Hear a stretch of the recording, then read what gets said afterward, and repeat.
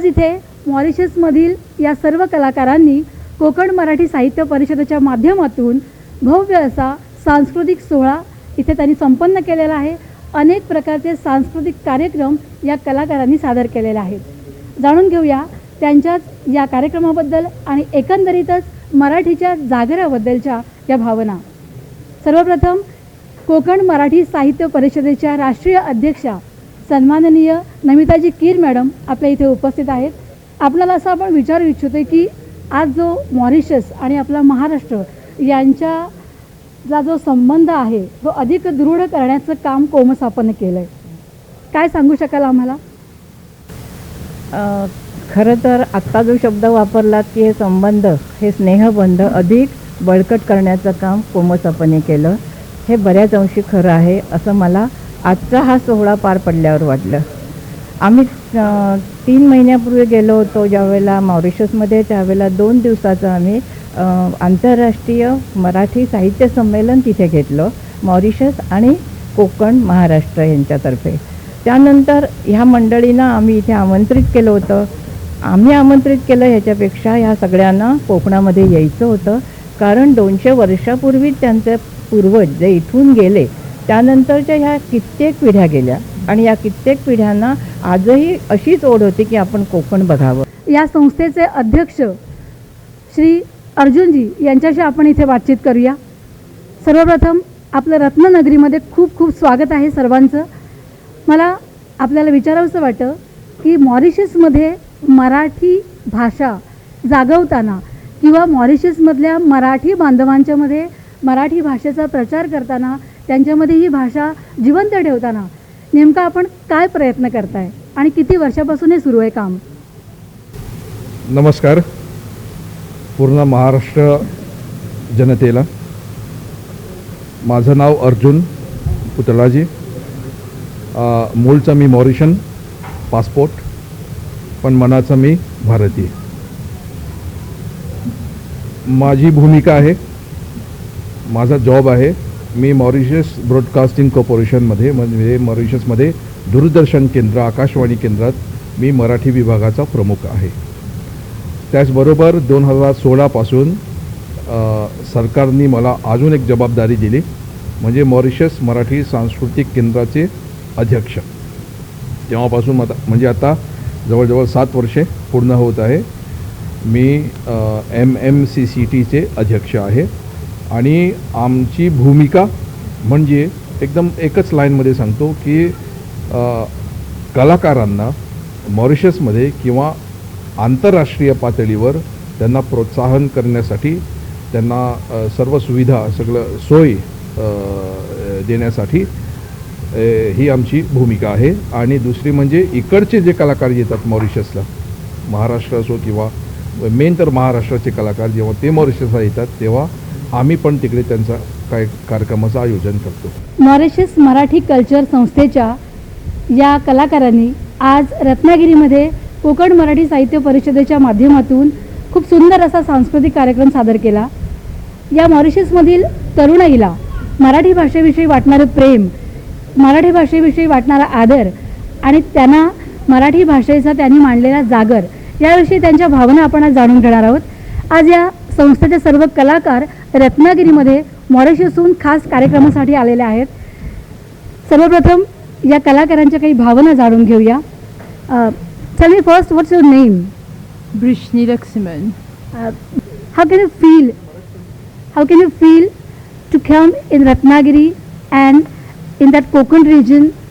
Are you come here in first time or? I came here before once for the same reason. We performed for drama again. I am very, very happy and very thankful to Mauritius Marathi Cultural Center Trust for helping us to be here today.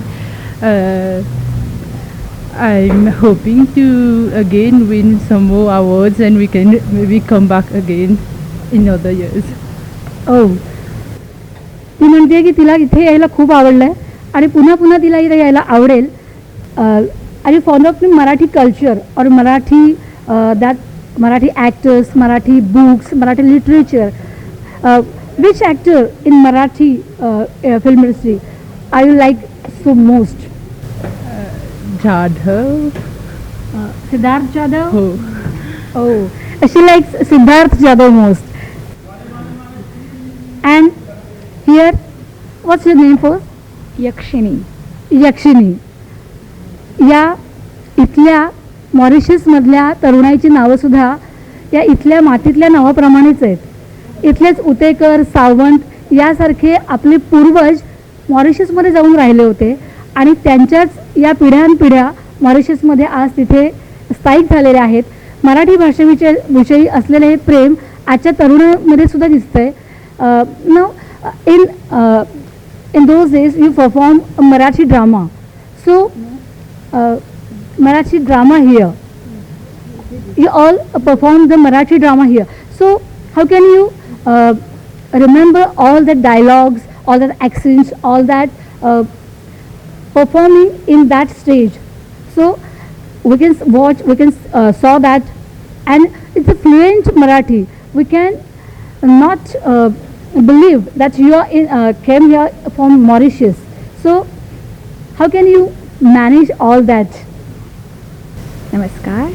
So as you can see, there are 4 girls that actually did drama, and we both did the dance performance. I do really think that they took really time. They have like the scripts.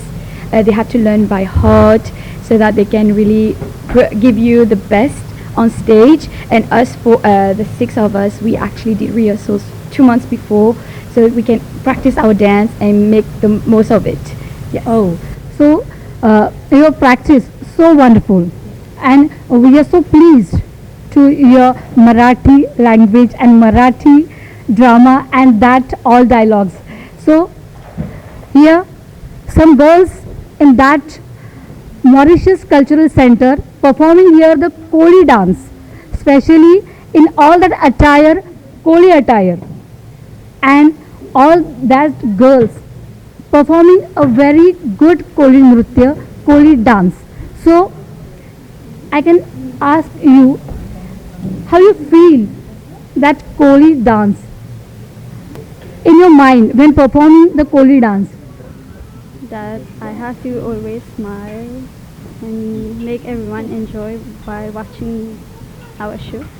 Are you like the rhythm? Yes, I do. Oh, so nice rhythm and nice performing. So आज आपल्यासोबत या Marathi Mauritius culture सेंटरमधील सगळे विद्यार्थी, तिथले सगळे कलाकार यांनी खूप सुंदर असा कार्यक्रम सादर केलेला होता आणि खरोखरच मराठी भाषेविषयी असलेलं प्रेम त्यांनी आपल्या या कार्यक्रमातून दाखवलेलं आहे.